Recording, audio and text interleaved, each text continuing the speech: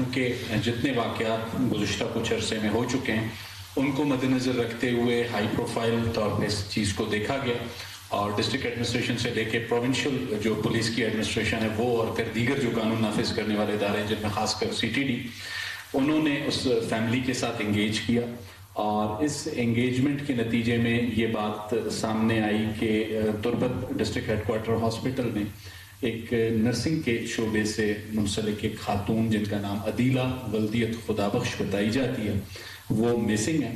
اور پھر لازمی سی بات ہے، فیملی کی طرف سے جب ریاست یا اس کے اداروں سے یہ رابطہ کیا گیا تو پہلی ترجیح ان کی بازیابی کی تھی اور بحفاظت بازیابی کی تھی۔ اس کے لیے پولیس اور قانون نافذ کرنے والے اداروں کے ساتھ ساتھ فیملی نے بھی جسے کہتے ہیں کوآپریٹ کیا اور اپنا جو رول تھا وہ پلے کیا، جس کے نتیجے میں آج عدیلہ ہمارے ساتھ موجود ہے اپنی فیملی کے ساتھ۔ ہم چاہیں گے کہ عدیلہ کیسے مسنگ ہوئی 19 ستمبر کو، اور اس کے بعد ان کی واپسی ہوئی، کیوں وہ مسنگ ہوئی، وہ کہاں گئی تھیں، یہ کہانی وہ خود آپ کے سامنے رکھیں۔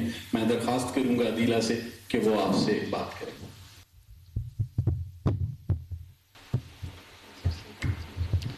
السلام علیکم، میرا نام عدیلہ ہے اور میرا تعلق جو ہے تربت سے ہے۔ میں نے اپنی ابتدائی تعلیم تربت میں حاصل کیا ہوا ہے، اور اس کے علاوہ میں نے نرسنگ کے کورس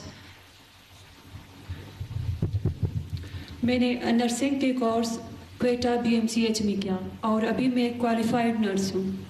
میں ڈیوٹی بھی کرتی ہوں، ایک پروجیکٹ چلا رہی ہوں WHO میں۔ میرا کام ہے لوگوں کی زندگیاں بچانا، لوگوں کی مدد کرنا، لیکن اس دوران میری بدقسمتی سے میں ایسے لوگوں کے ساتھ کانٹیکٹ میں رہی جن لوگوں نے مجھے بہت بہکایا، مجھے اس طرح بہکایا کہ میں خودکش حملے کرنے کے لیے خود ہی راضی ہو گئی۔ میں نے یہ بھی نہیں سوچا کہ میرے خودکش کرنے کے بعد میری تو جان چلی جائے گی، لیکن میری وجہ سے کتنی لوگوں کی جان چلی جا سکتی ہے، میں نے اسے کچھ بھی نہیں سوچا۔ مجھے بہت بہکایا گیا۔ مجھے اپنی غلطی کا احساس تب ہوا جب میں پہاڑوں پہ گئی، ادھر جا کے میں نے دیکھا، میں نے وہاں جا کے میں نے اپنے گھر والوں کو بھی نہیں بتایا، میں نے اپنے گھر والوں کی عزت بھی نہیں دیکھی۔ وہاں پہ جا کے ایسے سخت حالات تھے، مجھے یہ بتایا گیا کہ وہاں پہ آپ کو ایک نئی زندگی مل جائے گی، لیکن وہاں ایسا کچھ بھی نہیں تھا۔ وہاں پر ایسے سخت حالات تھے، ان کے ایسے سخت رویہ تھا۔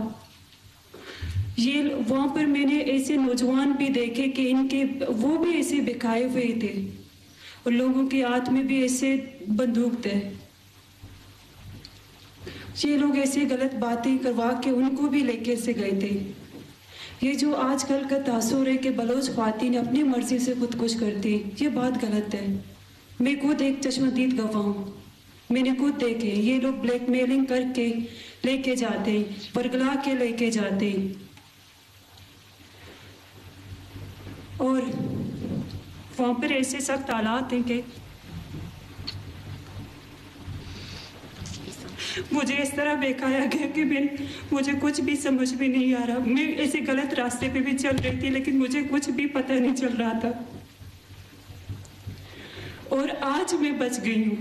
یہ شاید میں ایک ذریعہ ہوتا کہ وہ جو لوگ گئے ہوئے ہیں، وہ جو نوجوان گئے ہوئے ان کے ہاتھوں میں ورگلا کے ان کو لے کے گئے، شاید ان کے لیے میں آج بچ گئی ہوں، اور میں شکر گزار ہوں حکومت بلوچستان کا کہ عربی ان کی وجہ سے میں بچ گئی، اور میں ان کے وکٹم ہونے سے بچ گئی۔ میں بہت بڑی گناہ کر رہی تھی، اور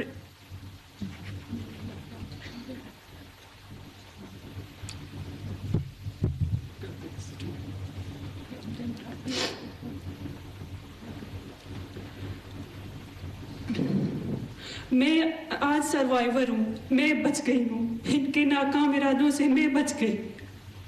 اور آخر میں یہ نصیحت دینا چاہتی ہوں کہ اس طرح کے لوگوں کے باتوں پہ کبھی بھی نہیں آؤ، یہ لوگ اپنے مقصد کے لیے استعمال کرتے ہیں۔